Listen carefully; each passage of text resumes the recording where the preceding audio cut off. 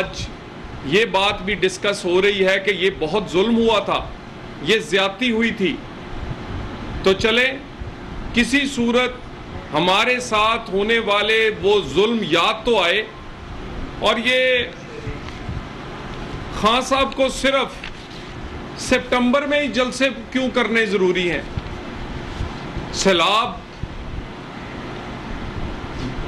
پاکستان کی تاریخ کا سب سے بڑا سیلاب، جلسے ایک ماہ بعد بھی ہو سکتے ہیں، لیکن سیلاب تو انتظار نہیں کرے گا کہ خان صاحب پہلے جلسے ختم کر لیں اور اس کے بعد سیلاب شروع ہوگا۔ اور خان صاحب کی ذمہ داری زیادہ کیوں ہے پی ٹی آئی کی؟ 4 حکومتیں، گلگت، آزاد کشمیر، پنجاب اور کے پی، 4 کی 4 عمران خان کے جلسے بھرنے پر لگی ہوئی ہیں۔ سیلاب زدہ لوگوں کے لیے مجھے کسی وزیر اعلیٰ کی تصویر دکھا دیں، کوئی ایکٹیویٹی دکھا دیں۔ صرف ایکٹیویٹی ہے سیلاب زدگان کے لیے تو نون لیگ کی ہے، کئی مریم نواز ہیں تو کئی شہباز شریف ہیں، کئی ہمارے دوسرے رہنما ہیں، اور اسی طرح پی ڈی ایم کے دوسرے رہنما پیپلز پارٹی سمیت کہیں وہ نظر آتے ہیں۔ کہاں ہے پی ٹی آئی؟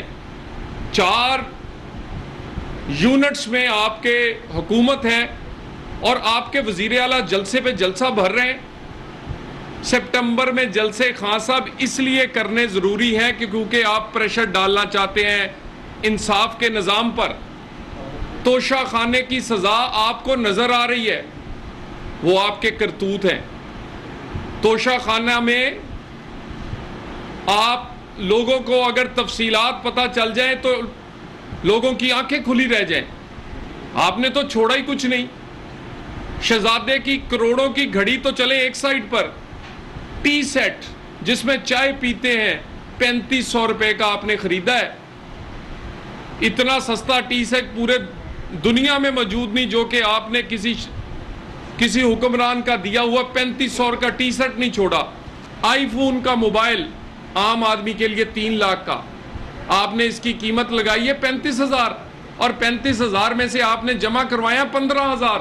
15,000 کا آپ آئی فون لے کر اڑ گئے۔ سونے کی ہار، بریسلٹ اور انگوٹھیاں، پورا باکس آپ نے وہ 5 لاکھ روپے میں خریدا ہے۔ صرف 5 لاکھ میں 2 بریسلٹ، 2 انگوٹھیاں اور 2 سونے اور ہیرے کے ہار۔ آپ نے تو اتنی شرم نہیں کی کہ ٹیشو پیپر باکس اور گلدان وہ بھی کسی نے تحفے میں دیا تو آپ نے اپنے پاس رکھ لیا۔ چلے رکھ لیا آپ نے، لیکن آپ نے اپنے اثاثوں میں شو نہیں کیا۔ ایک دھیلا بھی اگر کوئی نہ شو کرے تو وہ نااہل ہوتا ہے۔ نواز شریف جیسا تو اگر اس نے تنخواہ نہ بھی لی ہو اور بیٹے سے نہ لی ہو، کسی شہزادے کی گھڑی نہیں تھی، کوئی تحفے کا ٹی سیٹ یا ہار نہیں تھا، بیٹے سے تنخواہ نہیں لی تھی تو نااہل ہو گیا۔ آپ تو لے چکے ہیں۔ آپ سپٹمبر میں جلسے توشہ خانہ کیس مقدمے کی سزا سے بچنے کے لیے کر رہے ہیں۔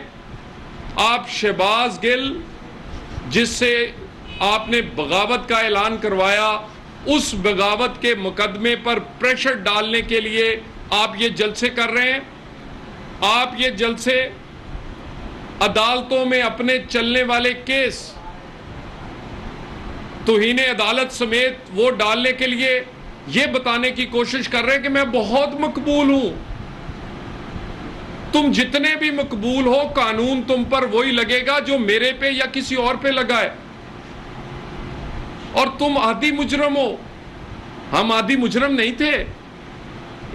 2013 کی توہین عدالت میں تمہیں نہ صرف نوٹس ہوا تھا بلکہ وارننگ ہوئی تھی، تم نے معافی پہلے بھی تمہیں مل چکی ہے۔ اسلام آباد جب تم نے لانگ مارچ کیا، اسلام آباد کو آگ لگائی، آگ لگانے پر عدالت کے فیصلے کو غلط استعمال کیا، اس پر بھی توہین عدالت کی کارروائی آج بھی عدالت میں ہے۔ اور اس کے بعد یہ نوٹس کہ ایک خاتون جج کو جس طرح تم نے للکارا ہے،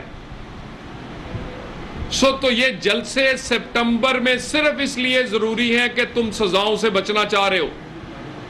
اور مقبولیت کا ڈرامہ جو ہے وہ تمہیں کرنے کی عادت ہے کہ جب تم اکیلے میدان میں بھاگ رہے ہو.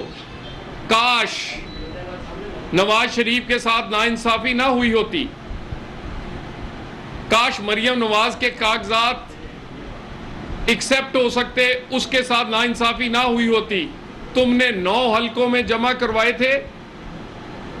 اگر نواز شریف کے کاغذات ایکسپٹ ہو سکتے ہوتے, ثاقب نثار نے اس کے ساتھ زیادتی نہ کی ہوتی, ہم نواز شریف کے کاغذ جمع کروا کر ہمیشہ کے لیے تمہاری مقبولیت کا حساب برابر کر دیتے. مقبولیت تمہیں اس وقت ملی تھی جب تمہارے منہ میں چوسنی تھی اور تمہیں پیمپر لگایا جاتا تھا. تمہیں کنٹرولڈ انوائرمنٹ میں کوئی ٹھنڈی گرم ہوا نہیں لگتی تھی. تمہیں بندے توڑ توڑ کے دیے جاتے تھے اور تمہیں ایک خاص قسم کا ماحول پیدا کیا جاتا تھا. نون لیگ کے لوگوں کو چن چن کر سزائیں دی جاتی تھی, بلکہ ناانصافی کا نشانہ بنایا جاتا تھا کیونکہ تمہیں مقبول بنا کر وزیر اعظم بنانا مقصود تھا. اب وہ حالات نہیں ہے.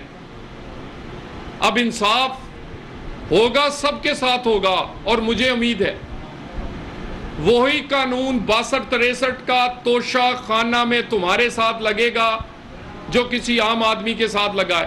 وہی قانون توہین عدالت کا جو میرے دانیال نہال یا کسی اور کے ساتھ, گیلانی صاحب کے ساتھ لگا, وہی تم سے لگے گا. اور یہ تمہارے ساتھ کوئی ایک بھی تم مقدمہ ایسا نہیں جس میں تم کہہ سکتے ہو زیادتی ہوئی ہے.